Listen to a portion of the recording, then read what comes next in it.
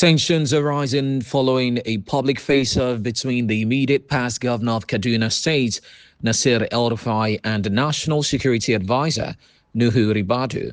The former governor had, during a television interview, alleged that he knew individuals tapping the phone conversations of the NSA, a claim that has sparked widespread reactions and stirred concerns over national security.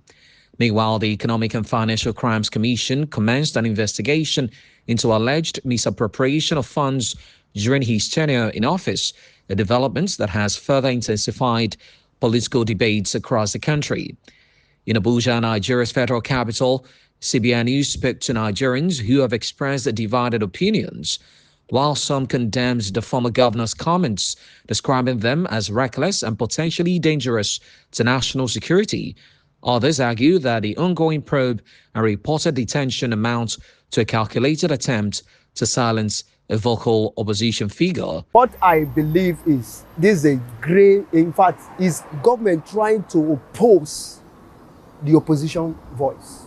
Because Malam Nasir El-Rufai is one of the greatest of the greats of the opposition party in this country. We all know that. Every other party are under the APC, but he, Malam Nasir El-Rufai, stood strongly. I know him very well. It's someone that I know, even though I've not been opportune to tap from his grade, but I follow him. I was born and bred up in Kaduna State. I know a little about Malam Nasir El-Rufai. It's someone that doesn't believe in people trying to oppress others. He believes in you choosing in fact, you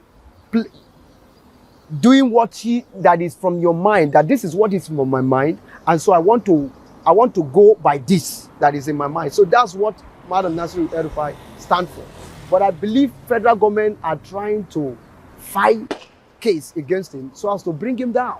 In contrast, Rafiu Tijani maintained that the former governor crossed the line with his remarks, emphasizing the high level of sensitivity attached to the office of the National Security Advisor, currently occupied by Nuhu Ribadu. According to him, statements suggesting surveillance of such a strategic office carry serious national security implications and should not be taken lightly. Rafiu also dismissed claims that the ongoing investigation by the EFCC into the tenure of Nasir El-Rufai amounts to persecution of opposition voices. Every organization has its own ethic that guides every activities. The government has its own ethics, in the sense that no one can just enter, look into the secrets of the government, the document, anything concerning government. Individual has no right to look into what it doesn't concern, what about that government is. So what El-Rufai did, I can say that is wrong, and his arrest or whatever be the natures is not political. The angle we are going to look at it is that, okay, does he really, what he did, is he illegal or is not illegal? If it is illegal, but if it is not legal, DSS has right to invite him to come and explain what is the reason why must he enter into the government, confidentiality. In his submission, Peter Ame threw his weight behind the charges against El-Rufai, stressing that allegations involving the interception or tapping of communications are serious offenses under the law. He added that such actions are illegal except in instances where proper authorization has been granted by relevant security and judicial authorities. I was wondering if it's right for even a normal citizen to tap the phone of another citizen. We are not a security personnel who is doing investigation. But saying that, I don't think it's right.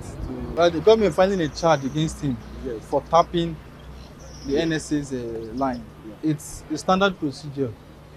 You should ask why. What gave him the right to even tap the phone of an NSA? He has to be charged because it's not even right to tap his phone in the first place. As the situation unfolds, Questions linger over accountability, political rivalry, and the broader implications for Nigeria's democratic space.